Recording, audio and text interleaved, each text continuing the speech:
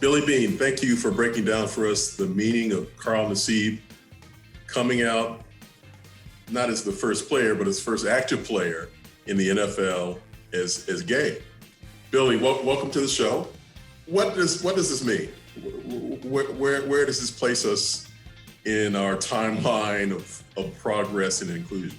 I think it's very interesting because for those of us like you and myself who live in the sports world and have been around it for quite a while, understand that representation is so vital and for a player and an athlete. And this is something where I have always tried to keep my goal focused on creating a culture of acceptance around the athletes from leadership, top leadership down, as opposed to waiting for one athlete to carry that burden of the message because they were brave enough to invite the universe and the world into their personal life.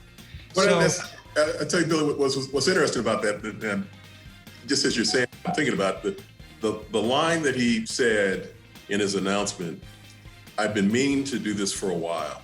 Right. It really struck me that he'd been meaning to do it for a while, but what you're saying. Well, he actually said, "I have been meaning to do this for the past 15 years. I've been agonizing over this." And you think he's a 25-year-old man, so he is someone who has known his true self.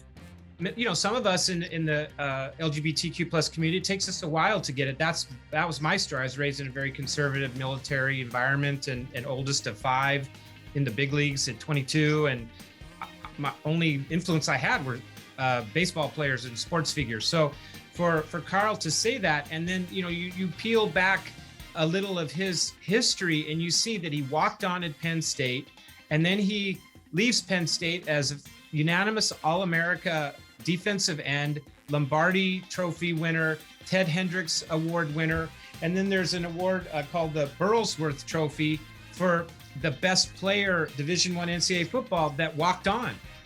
Right. And then he's in the NFL now this is going to be his 6th year, I believe. He was drafted in 2015, and now he is in a wonderful contract.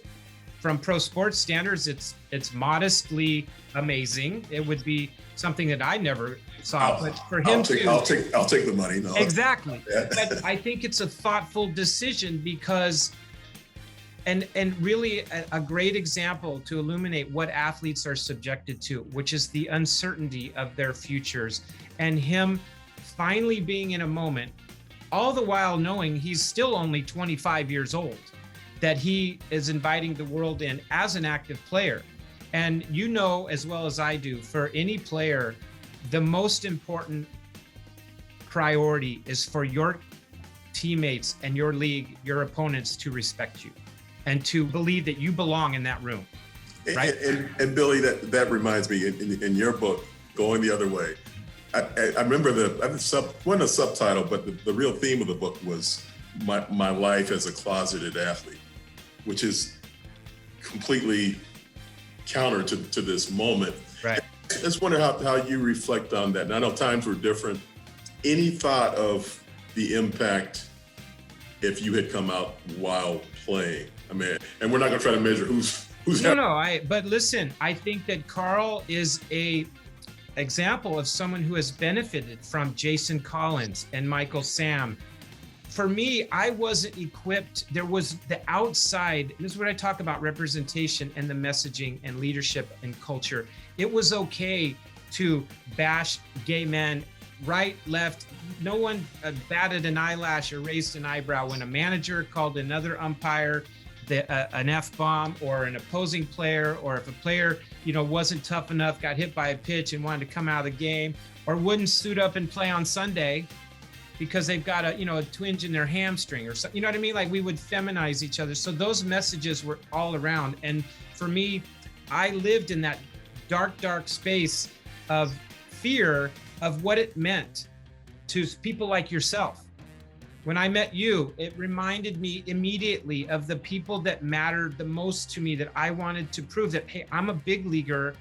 I worked my life to be in this clubhouse. I don't want to be defined by the messaging that I keep being reminded of. It's the same way that women being sexualized in every message, in pro sports, whether it's scoreboard, comedy, spots between innings, or them flashing a camera on, a specific type of example of woman, it's us learning. And so I wasn't prepared for that. Sarah Tuola wasn't prepared. Dave Kopay wasn't prepared for that. Roy Simmons wasn't prepared for that. Glenn Burke, the first and the only other Major League Baseball player to ever come out in 152 years besides me that played in the big leagues, he was prepared to his own deficit because he was raised in a family where it was okay. Now, I can't wait to have a conversation with Carl and wonder if he's been in a supportive family environment his whole life and they've been waiting for this moment. My family didn't know when I came out. They didn't know. And so they saw what they wanted to see. And so it's a generation and a sequential kind of the continuum, the timeline, and your role was, and I know you don't need to hear me say it, was so important in that. I appreciate that. The text out there. Let me ask one final question to close out and to try to give everybody a little bit more help in this. I know you and I have had the great pleasure of talking, especially times like after George Floyd and the like, of just really kind of blunt questions of how should a white guy react to this, or what are the best things I could say. And I'm wondering what we could tell people that do want to be stronger allies to the LGBTQ community at moments like this, when an athlete comes out. What's the right thing to say?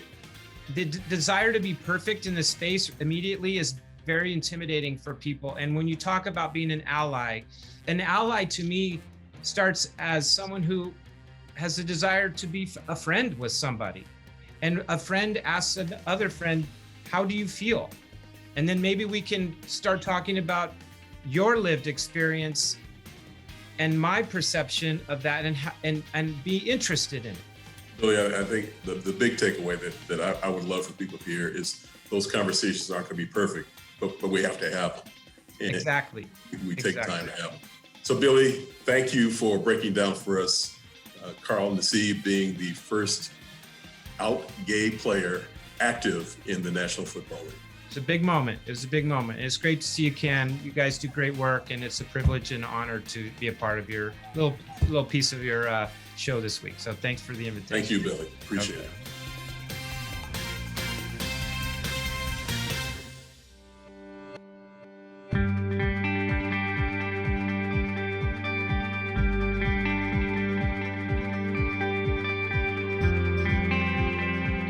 This hour of local news is made possible by contributions from the Friends of PBS, members of your PBS station. Thank you. If you have comments about Arizona PBS News, please contact us at one of the addresses on your screen. Thank you.